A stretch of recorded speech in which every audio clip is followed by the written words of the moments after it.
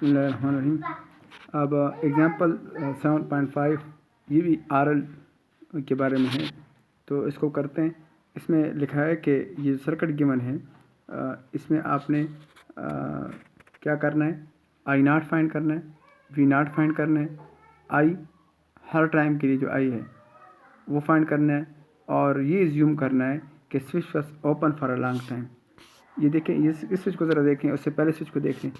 ये स्विच ज़रा देख लें, ये वाली इस एग्जांपल में ये ऊपर, इसका तीर ऊपर की तरफ है, और इस स्विच को ज़रा देख लें, इसका तीर ये स्विच है, इसका तीर अंदर की तरफ है। अंदर का मतलब है कि पहले ये ओपन थी, t/0 पर ये बंद हो गई है।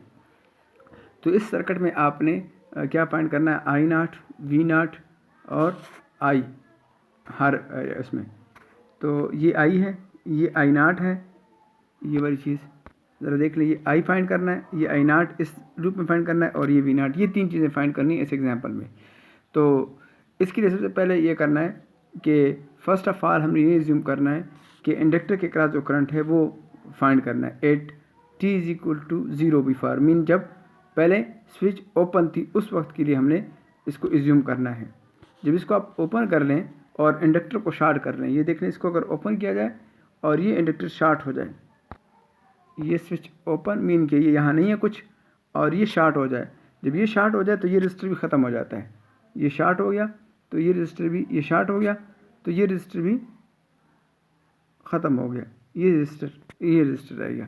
ठीक है, अब देखें, जब ये शार्ट हो गया तो फिर उस सूरत हाल में ये रजिस्टर ख़त्म हो जाता है, तो जो रजिस्टर रह जाता है वो 2 और 3 रह जाते हैं, मीन 2 और 3 5, और यहाँ जो वोल्टेज रह जाता है, वोल्टेज रहता है 10, तो 2 3 5 और 10, ये ऐसा सर्किट बन जाता है। मीन ये भी नहीं है इस सर्किट में, और ये इस तरह सर्किट बन जाता है ये वाला।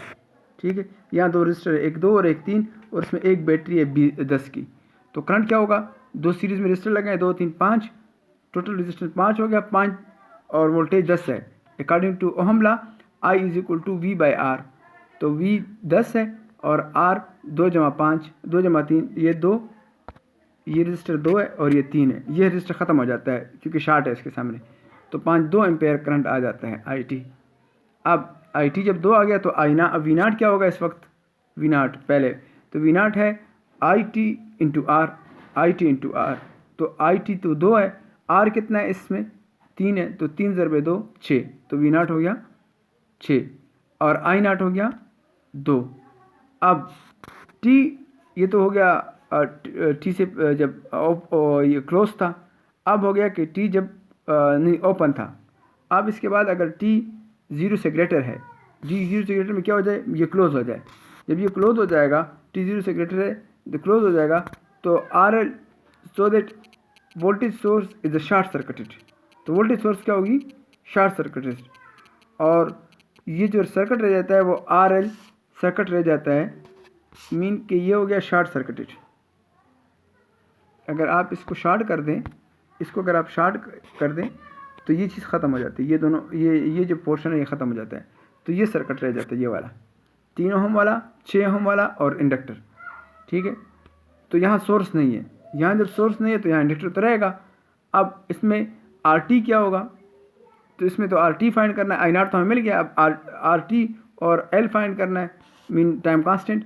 तो RT इसमें अगर देखा जाए सर्किट में तो एक 3 ओम और एक 6 ओम पैरेलल में है, 3 और 6 पैरेलल में है, इसका जो कम्बिनेशन लिया जाए 1/3 = 1/6 बराबर है 1/R, उससे आता है 2 ओम, उससे आता क्या जाएगा 2 ओम, मीन कि इसका RT जो है वो 2 ओम है, और L जो है वो भी 2 है, तो 2 तक़सीम 2, टाइम कांस्टेंट आ जाएगा 1 सेकंड का। तो अब आपके पास टाइम कांस्टेंट भी आ गया, आई नॉट भी आ गया, तो IT फाइंड कर लें, और IT का फार्मूला ये वाला है I0e⁻t/τ, तो ये आपके आ जाएगा IT। अब जब IT आपको मिल जाएगा, इसके बाद इन लोगों ने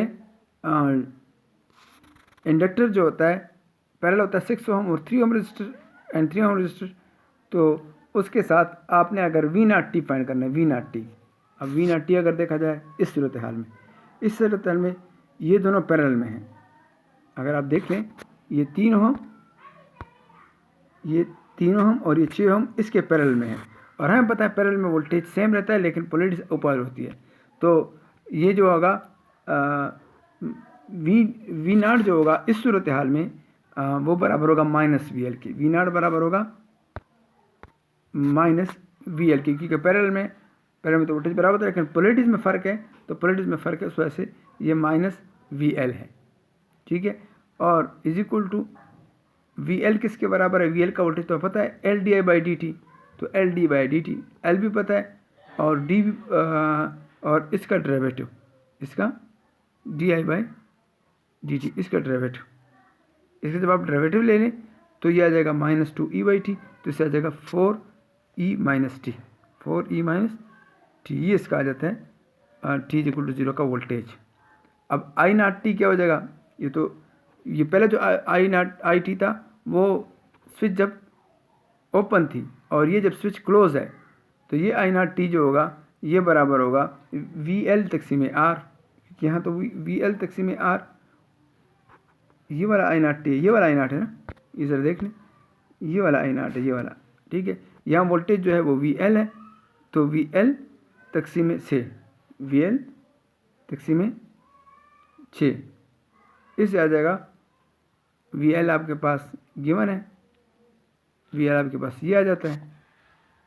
इस वी एल में आप अगर आप पुट कर लें तो आपके पास आ जाएगा 2/3 ई की पावर माइनस टी। तो ये सारा हमें मिल गया है कि आपका आई नाट टी क्या होगा। अब इधर क्या हुआ है?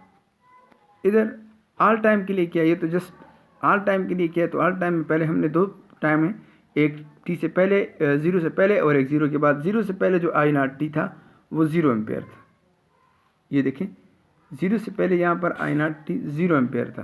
क्यों 0 एम्पेयर था? कि ये रजिस्टर उसके सामने शार्ट आ गया, जब शार्ट आ गया तो यहाँ पर लूप में करंट 0 हो जाता है, शार्ट पे सारा करंट चला जाता है। आई नाट टी इज इक्वल टू 0 पे, ये देखें, आई नाट टी इज इक्वल टू 0 पे जो आई नाट था वो 0 एम्पेयर था, और उसके बाद ये आई नाट आ गया।